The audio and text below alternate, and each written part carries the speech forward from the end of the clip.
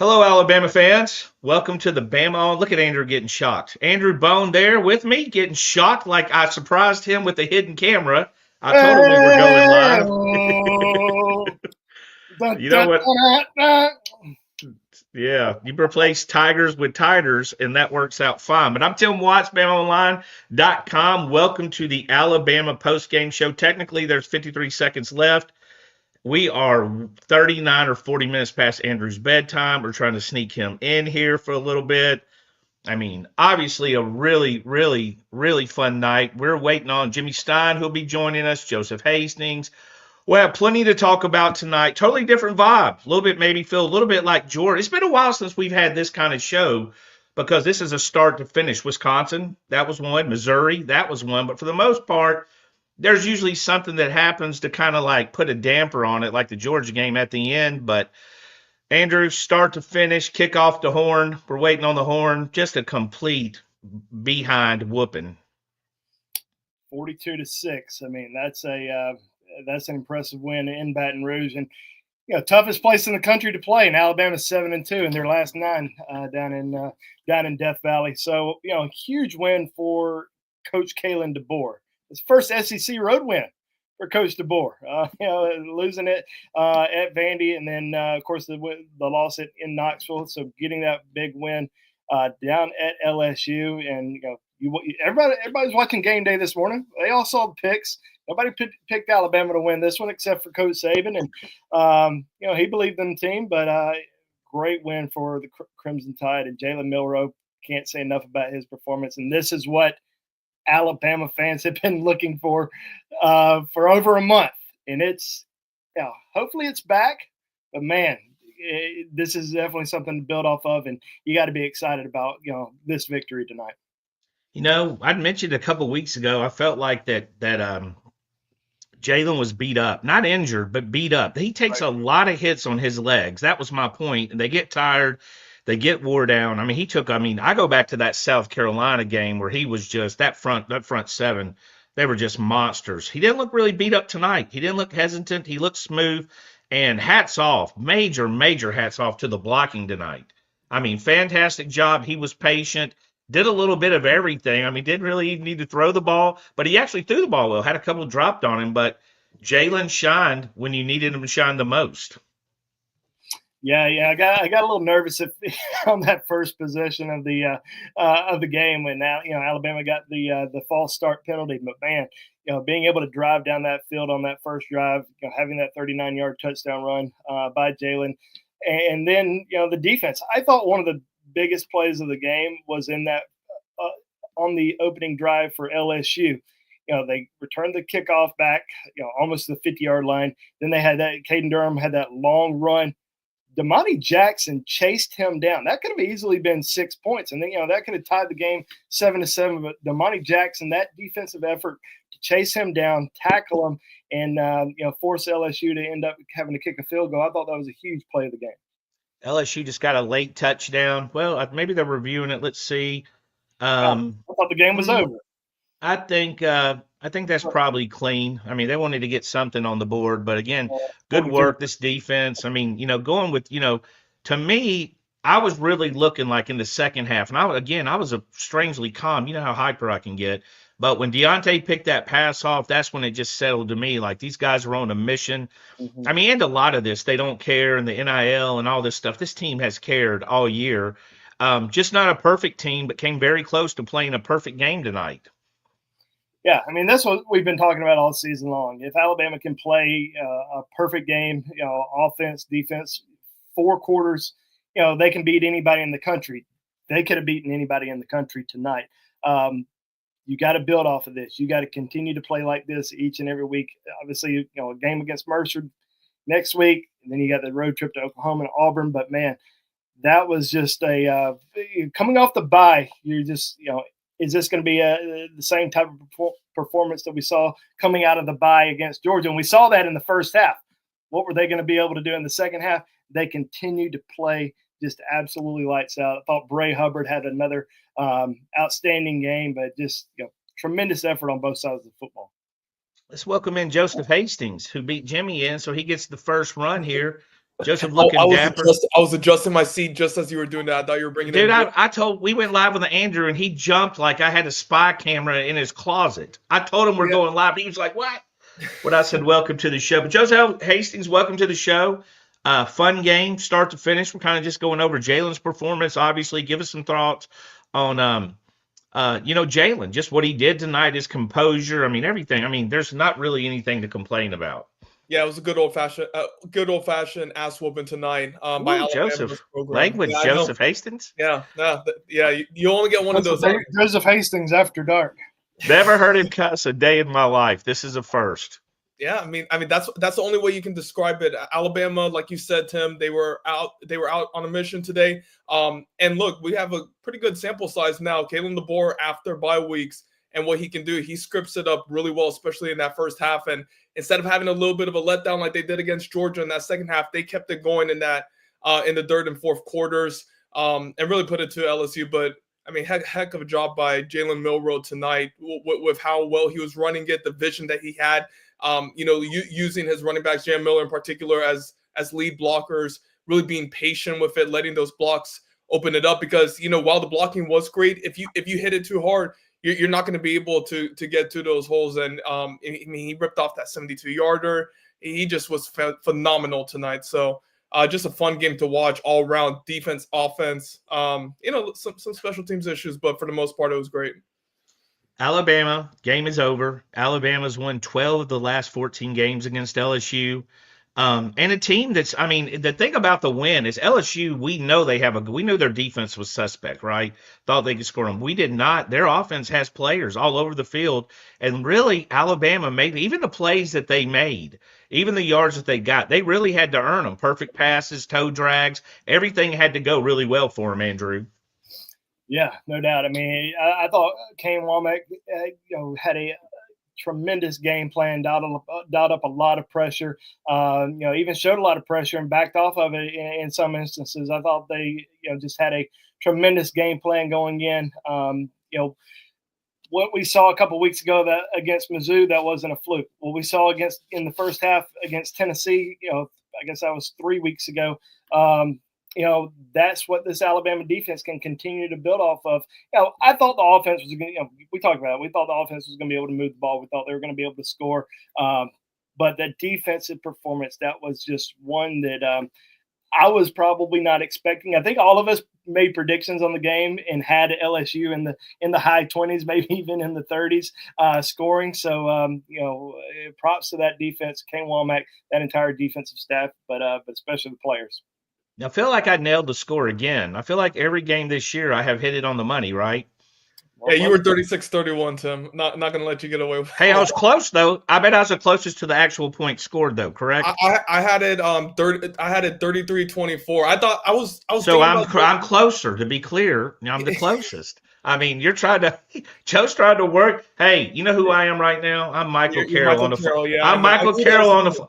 Joseph Hastings, for those that haven't seen, who we love, jumped out in his sock feet, slapped the floor, got up chest to chest with Michael Carroll at IMG last night. Let Michael Carroll, now again, deceptive. He was moving. So, he was moving. I don't know why you ran out there, but I could have warned you. But yeah, great game. I mean, you come in and I don't know. There's going to be people we haven't given enough credit to.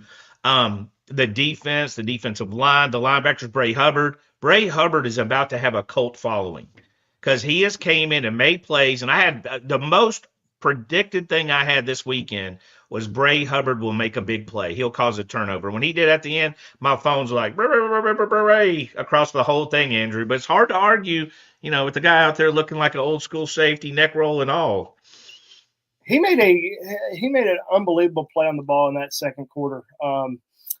To break up the pass, absolutely leveled the running back coming out of the backfield. And then, the very next play, he's coming up to make a tackle, and Will Campbell, the All-American left tackle, holds him. That certainly created a big momentum changer for Alabama there. We talked about the defensive players that stood out. Jahad Campbell, that guy was all over the place. I talked to Damian Square earlier in the week, and we talked about the defense, guys that he really had been impressed with over the course of the last, really the last 3 or 4 weeks. two guys he really praised were Jihad Campbell. Said he is the best player on Alabama's defense. He's an NFL linebacker. He's a first-round type player. He plays till the whistle blows. Sometimes he over pursues a little bit, but he said that guy can get up and go. He is a bona fide star in that defense, and we saw that tonight. He was just all over the field, sideline to sideline, made a sack in the backfield to cause that fumble. And, I'm really impressed with what Jihad's been able to do this season. But Bray Hubbard, 2 starts, 2 picks, and has made some big plays. So that's really exciting to see. And so much need. You know me tell you who we talk about Mark Sears with the basketball team. We talk about the fact we don't talk about him. We don't talk about Damani Jackson nearly enough. You know what I mean? I mean, this guy, the one thing that's kind of we need to really praise him for is how physical he is. He takes on blocks. He sacrifices himself on blocks to clear up a linebacker to sweep in there. And that's not what you're thinking from a 10'3", 100-meter guy? Those guys are usually more finesse, Joseph. They're not usually in there like, come get me, come get me. California defensive backs, for some reason, they have that reputation of not being physical. And, people are concerned about the transition that they'll make to the SEC. But you've seen it with Damani coming over from USC and also Xavier Brown. And Alabama has a few West Coast DBs committed right now. But, yeah, it's been great to watch him this season and heck of a comeback for him, those first 2 years at USC dealing with injuries and not really knowing where he was going to kind of fit in health-wise, because we felt that he would be able to make an impact if he was healthy, but he stayed healthy throughout the entire season. You just don't hear his name called out that much, and that's a good thing as a cornerback. You don't want your name to be called out that much. That means you're locking down your guy. You're making plays when you need to, like Bone mentioned early on in that game, made a huge one. So it's been fun to watch him this season. Yeah, seeing a lot of these guys step up and play. The one thing I noticed, let's talk about the defense some more. The effort on every play, they were smart, they were composed, and they all just looked to be on the same thing. Kane Womack looked confident. This team looked confident. And again, beating LSU's not shocking to me. I think LSU was beatable. Obviously, they had 2 losses. But shutting down that offense, that is a good offense. I mean, Jimmy's going to come in here and tell you later, there's people that think Nussmeier's the number 1 quarterback in this class. I disagree, but I certainly think he's one of the top 3 guys. I think he's better than Carson Beck, Andrew. Yeah, I mean, he's good, but the Alabama defense dialed up a lot of pressure. I mean, he was running throughout the entire night. I thought the defensive front played really well, especially James Smith. James Smith was a guy that very highly recruited, 5-star type player. Didn't get a lot of snaps in during his freshman season. Everybody's wondering, is James Smith ever going to play? He's starting to find his groove this season, and it really stood out this evening. I felt like he was all over the field, but that entire defense, I mean, that motor was running all night long. They didn't seem winded. They seemed like they were playing, to go out there and just kill everybody on the field, and that's what that's what we've seen from these old Alabama defenses, that everybody wants to talk about from 2009 to 2018, how great they were, how physical they were, how just they wanted to kill everybody out there. I think we saw that tonight. I think this Alabama defense is starting to play and starting to understand this new defense under Kane Womack, and I think the coaches are starting to understand a little bit better what these players can do in big game situations. So, props to everybody on the defensive side of the ball, not just the players, the coaches, and the staff that got them ready. Billy Hackett, welcome to the show. If you get a chance, give us a like and subscribe. And that goes for any of you that haven't liked and subscribed yet. We appreciate y'all being here. I'm not even kidding. Andrew's 2 hours past his bedtime. Joseph missed a nap today. He should have been asleep at 7:30. Only me and Jimmy are at least rocking out to 11. They are sacrificing sleep for everybody here. Thank you for coming. Joseph, I'll tell you one thing that really stood out to me. Small thing I noticed, you come out of the game, you get a false start, right? Jalen Milroe was clapping, the confidence he showed. And again, I don't think you can talk about his composure enough. I don't think you can talk about the defense enough. I don't think you can talk about so many things. But Jalen's composure all night, the confidence there, when he made a cut, when he made a move, he really was feeling it tonight. And they had multiple third and long, throws that he had to make or plays that he had to make, and he converted it every single time. And look, LSU, they had some bad penalties. They made some mistakes at inopportune times. But this was really just a a dominant effort start to finish from Alabama's team. And Jalen, with him, like the team goes in, they follow as Jalen goes. If Jalen's going and he's clicking, the team is doing the same too.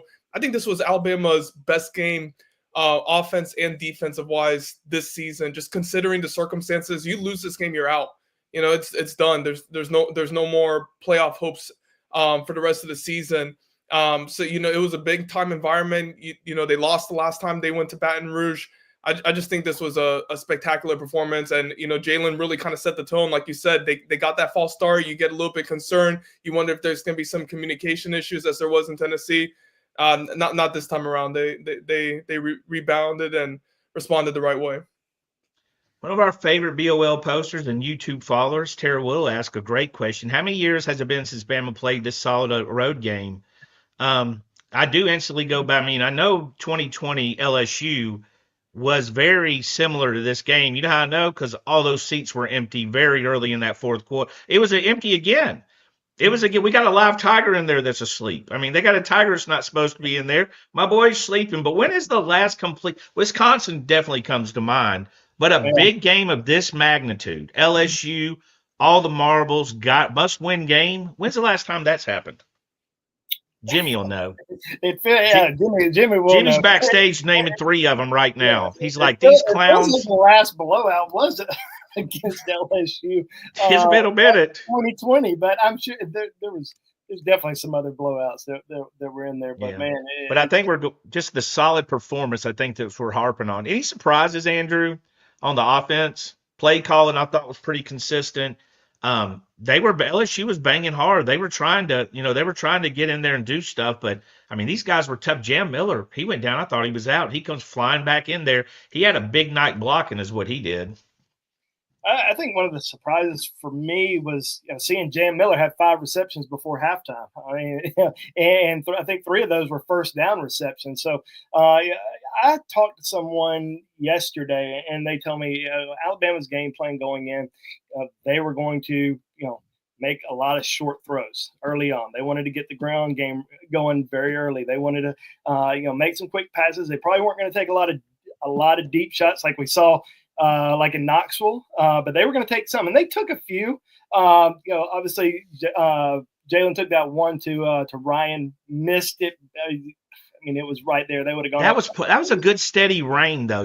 That was a good. He got his hands on it. The rain a little bit. The one I thought he missed, Andrew and Joseph, was the one to Emmanuel Henderson. And we've been wanting Emmanuel to score for so long. But overall, Andrew, the wide receiver performance, they had to be busy blocking.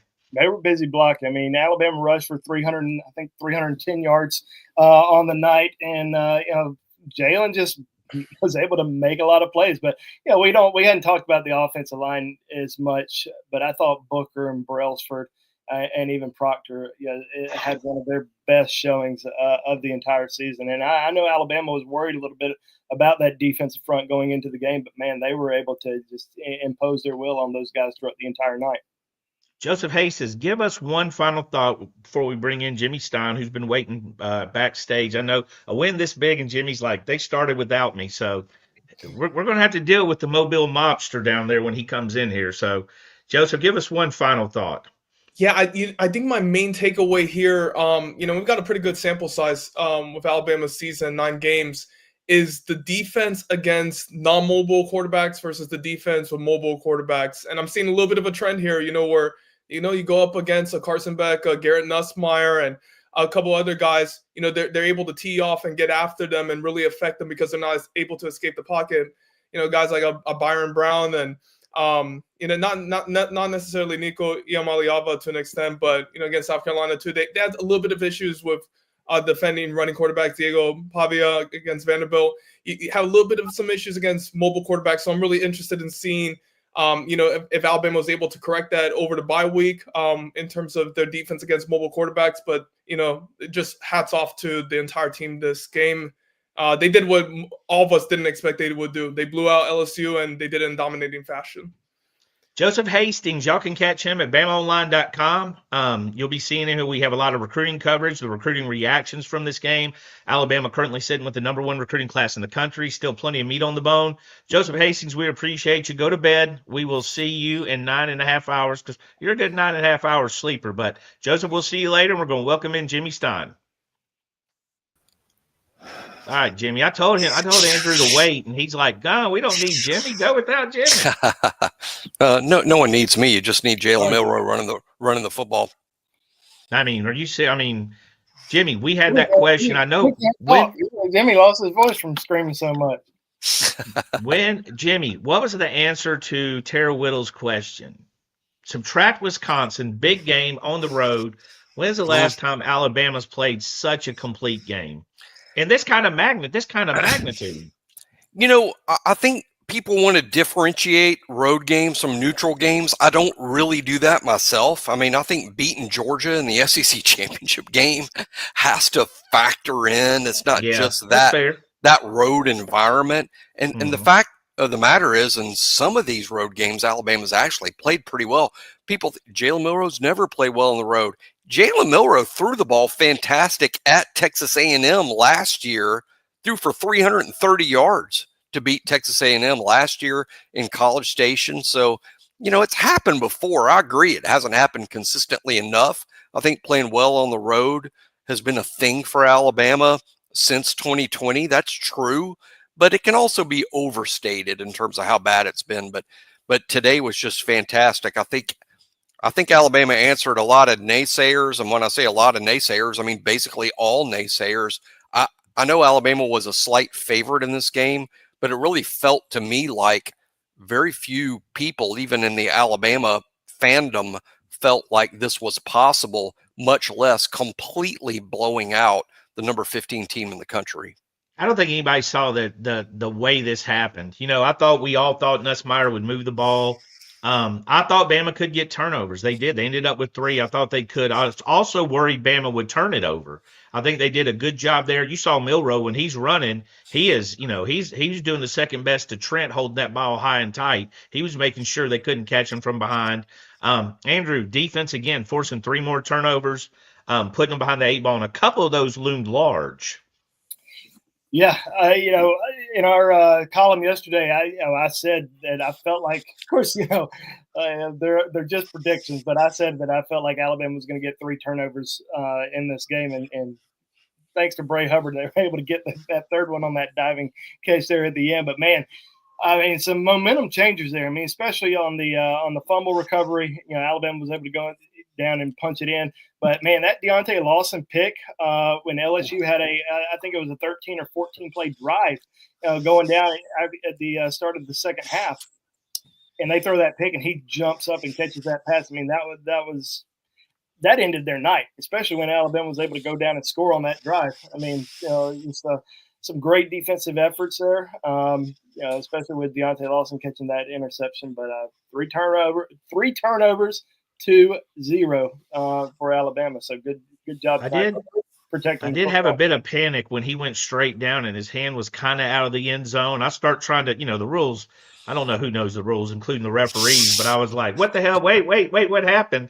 But unbelievable. Yeah, we're going to get into this, Taylor. That's a great point. I just pulled it up. Jihad had 3 tackles for loss, which to me are just as big as sacks in every way because it usually puts them behind the chains. He had a sack and a half. He had 12 total tackles and 6 solo tackles. So absolutely, Taylor, he had a monster night, Jimmy. He was great. He's been great a lot of the season. I do think that inside linebacker has probably been the most difficult part in terms of the defensive scheme change. I don't think and by we, heck, I'll take the blame myself. I don't think we emphasized enough how difficult the scheme change would be on players. And this is a dramatic scheme change going from a 2-gap defense to a 1-gap defense. That's going to show up on the inside linebackers the most because under the Saban scheme, those inside linebackers were kept clean a lot because those DL guys, they would hold the offensive line off getting to the second level. That's a little different under this new scheme.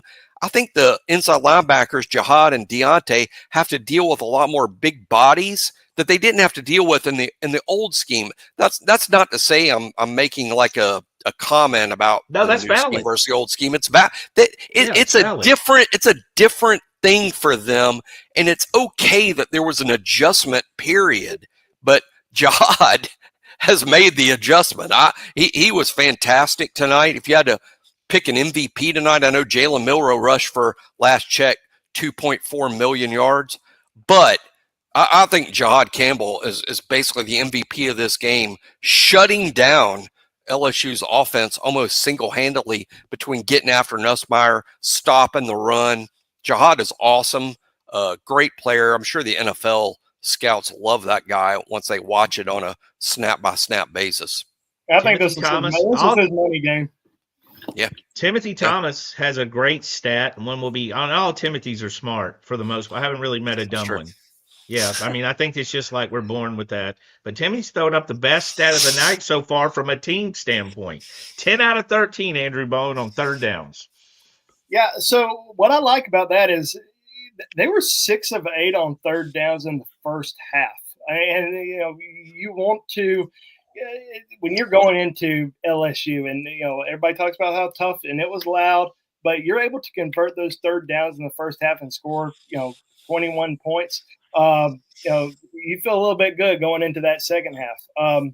I thought they did a great job. They've improved there a lot, considering they've been one of the worst teams in the country on third down. I mean, being able to get those big third down conversions, and you know, and there were a lot of them were simple passes. I mean, the good thing was Alabama wasn't in 3rd and 15 or 3rd and 17 or 3rd and 9 throughout the entire night. They were able to, you know, get on those, you know, 3rd and 3, 3rd and 4, 3rd and 2.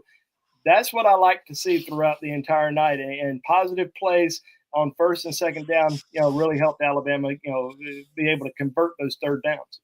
I tell you another thing, we really need to give the running backs credit before we go any further for that lead blocking with Milroe, because that's what the fake handoff, they were the lead blocker. I thought Justin's Hayne, you know, these guys were going to take on the blocks, Jimmy, and they were attacking them. But Kendrick Law had some good blocks. You know, these guys were blocked. Kendrick was blocking with Jalen Milroe 12 yards ahead of everybody on that 72-yard touchdown run. And he said how much that meant for him, too.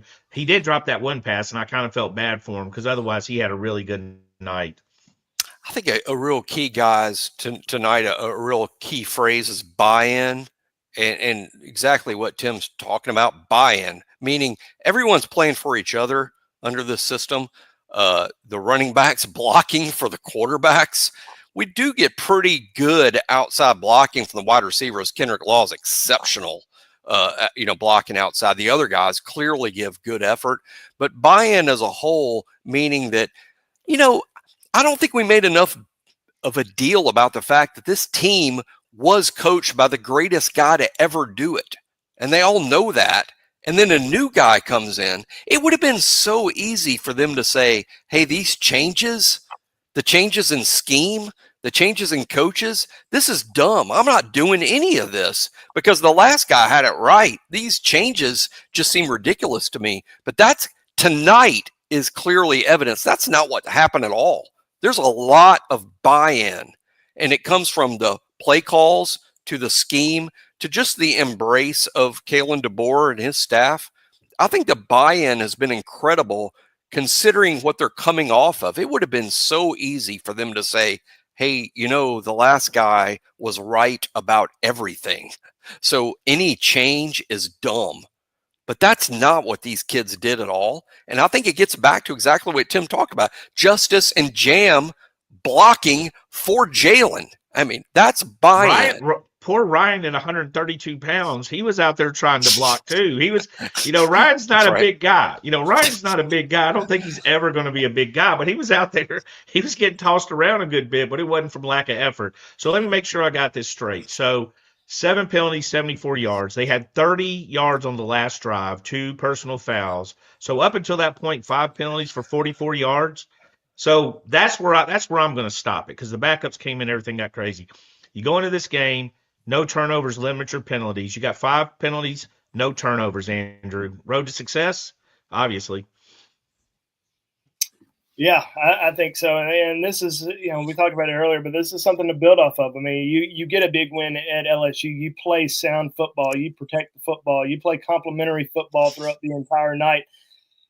You get a game against Mercer this upcoming week. You want to continue to play well, continue to build on this. But, this is I don't know. I went into this game not knowing what to expect. Not knowing what kind of team was going to show up. If Alabama lost this game, they were going to have 3 losses. Maybe they throw away the rest of the season. But they went in there. Let's go back. They went into the bye week, got refocused, got re-energized, got healthy, and played their best football game of the season. Can they continue to play like this moving forward? I think they can. What we saw out of Jalen tonight, he had an extra gear tonight. He looked as good as we have seen him the entire season. He wasn't hesitant. He took off when he needed to. He made a lot of big plays, and you can kind of tell in that first half that he was on a mission. And props to him. He had one of the best games of his career. Yeah, I think when you look at this, Jimmy, you come in and Andrew has a good point. We said this all along. This is a team that every game is their back against the wall. And that, I think, including Mercer. I think you go into Mercer game, you want to get better, a little bit better than you were. Whatever you see on the film, you need to get better because you are going to Oklahoma. Oklahoma is going to be a competitive football team. Alabama's going to be a better football team. But, Jimmy, 2 years I've been saying any given Saturday, ask Georgia. It's not just they lost, they got their ass kicked. It's not just that Miami lost. They lost to Georgia Tech. It's tough on the road. Any given Saturday, you got to stay focused. This team's got 3 games left, but the first one's Mercer, obviously. Yeah, it's a new world. I mean, it is a new world, and people have to accept that. Adapt or die. It's a brand new world. Now, Mercer, okay, not a new world. Alabama should win that game by multiple touchdowns, regardless of what the lineup is. That's what should happen. But at Oklahoma, who's good defensively, I know they're in a dogfight with Missouri tonight, but Oklahoma has dogs defensively. Pretty good. Jackson Arnold, 5-star quarterback. Don't think you're just going to cruise into Norman and just cruise out with some big win. Like Tim said, any given Saturday, you got to play well.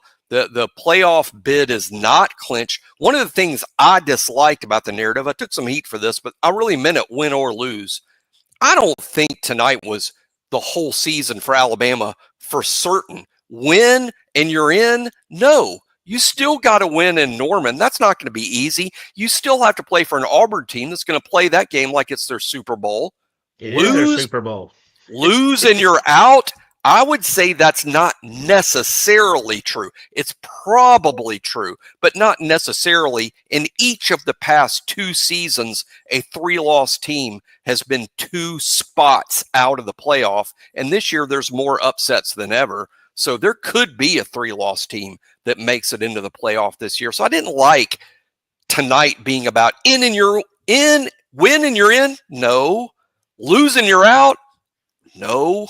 But you're probably I'll be honest. So. You take that loss tonight, you got your back against the wall. And the reason I say that is because of Vanderbilt. If you had lost to Georgia, Tennessee, and LSU, that's a different discussion. And I think Vanderbilt's a good football team. They fought South Carolina, who I think is a good football team tonight. South Carolina, the win everybody thought was easy. They're peaking at the right time.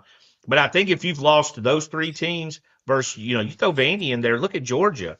Georgia's going to end up, if they end up in the SEC championship game and lose, they could have 3 losses, and one of them's to who am I missing? No, Georgia would be fine with the wins, right? They've had Georgia. Alabama. Yeah, they'll be fine. They have Texas, Alabama. I think I was thinking more of Ole Miss with the Kentucky game. Also, the SEC, Andrew. Who wants to pick who's going to be that team playing Texas?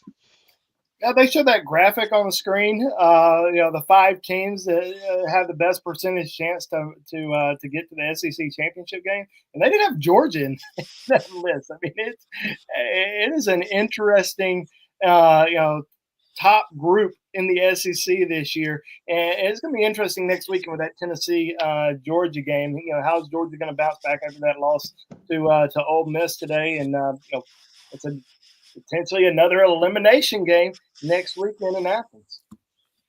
Yeah. Jimmy, give us a final thought. We appreciate everybody that turned in. We enjoy this. We'll have more on this game later in the week and the upcoming and recruiting. I see some of you asking recruiting questions. We're just focused on team tonight. Recruiting, I think, is going to be fun. If you want to come down, we've already got a lot of reaction from recruits on BOL right now. So go check it out at BamaOnLine.com. We got a lot of reaction from rolling in from recruits about this game. Yeah, validation, great plan on the part of Nick Sheridan. I mean, he had a plan, and LSU could not answer it. So that's fantastic. And anyone out there that's poking any holes in that, I mean, the results are the results. Look at the points on the scoreboard. Look at the yardage. I mean, Nick Sheridan had a great plan. It worked. Defensively, Kane Womack, he had a plan. It worked. I mean, Alabama played really well on offense and defense. The execution was there. This was a really, really good win because just think about if it had gone the other way, which a lot of people, including most of the game day folks, predicted. If it had gone the other way, people would be talking about, well, that was going to be a tough game to win. No, Alabama went down there and blew LSU's doors off. Great plan by Nick Sheridan and Kane Womack, and really well done, Alabama. Yeah, Andrew, give us a final thought before I give mine. Just impressed overall. Start to finish, great game plan, great effort by the team. They need to enjoy this win. Like I said earlier, first SEC road win for Coach Kalen DeBoer. So shout out, and that's a big one. I mean, that's a really big one to go into LSU against Brian Kelly, who 13-0 in night games in Death Valley. I did not realize that. So props to Kalen for delivering that first loss at night. But like Jimmy said, the season's not over. They're not in the playoffs. They got to continue to win each week, continue to build off this performance. And hey, you know what? Maybe you are one of the best teams in the country. And we saw a great team tonight. Yeah, I think Kobe Bryant said it the best when he said, "Job's not done." You know, when they were up 2-0, and that Kobe Bryant's a basketball player, Andrew. He played in the National Basketball. Yeah. Okay, I'm just trying to make sure. I just try to make sure you know who Kobe Bean Bryant is. But my thoughts are this: game balls, Kane Womack, game ball, Nick Sheridan. That first touchdown, he had some not safe for work emotions when they scored. He let you know what he thought. He let you know they were there to play. I thought the game plan was brilliant from both of them. Bend, LSU had some yards. I think a lot of that was in the fourth quarter on a couple of drives. Bend, but didn't break, stayed patient. Outside that one long run in the first quarter, I think they were very, very fundamentally sound where they were supposed to be. So great win. If you're bitching about this, you should not be following sports. If you get hit it. I'll be honest. It's a catchy song. You know what I'm saying? Yeah, I was y'all singing it. Yeah, I'm just blown away by that setup for that all day. Like, gosh, all right, okay. I think I'll tell you who was listening to that all morning. Alabama, all that stuff on game day. You know, when they were doing their little Pat McAfee thing, Alabama listened to that in the hotel. I promise they did. I'm just surprised they saw Marcel Reed just absolutely destroy this defense. And then you bring in Jalen Milroe, who's 40 pounds heavier and just as fast and athletic as Marcel, and you don't give him a chance. I thought it was absurd. You know, I did kind of want to see if that tiger got loose, like in the movie Semi-Pro when the bear got loose. That would be great. Man, that tiger had no clue what he was doing there. And that tiger's name was Jalen Milroe. Yeah, Jalen was the Tiger Killer. Well, thanks everybody for joining in. We're headed to BamaOnLine.com. We'll have some discussion on the roundtable. Jimmy, Andrew, Joseph, Charlie Potter, and Blake Byler were in Baton Rouge. They will be knocking out the content late tonight. I can't wait to see what Kalen DeBoer says. I can't wait to see what Brian Kelly says. But thank all of y'all for joining us, and we'll see you later in the week. Andrew, tell them good folks goodbye. Thank you, guys. Roll Tide. Roll Tide. Jimmy? Roll Tide. It's a dude, Jimmy. Thank you all. Yeah.